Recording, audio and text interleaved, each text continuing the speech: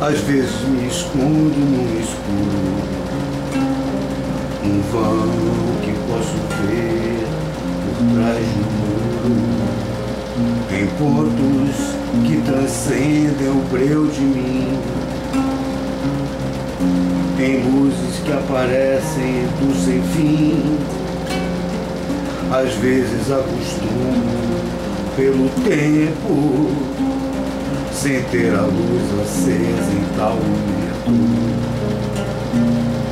E nestes acostumar os olhos meus, filetes que transpassam embrolhos teus, em cores se transformam no viver, criar espaços no opaco, meu bem-querer.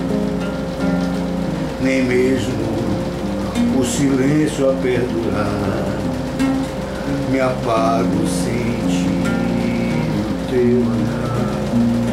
Oh, o teu olhar.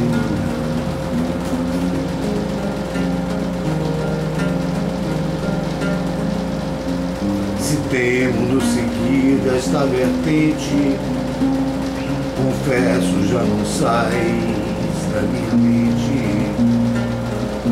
pois em meu coração tu me deixaste tatuagens, cicatrizes que me ardem. Às vezes corro a cada canto escuro, tentando ver estrelas, as quais sussurro de minha alma, que se mostrem por amor. Por trás da porta esconde a minha dor, a minha dor,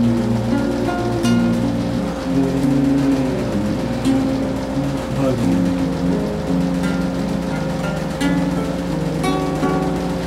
dor. Às vezes penso, porque tudo isso, e já descubro, tu és meu feitiço encantado ao nascer, ao sol nascer, que vejo nos teus olhos, meu bem-querer. Oh,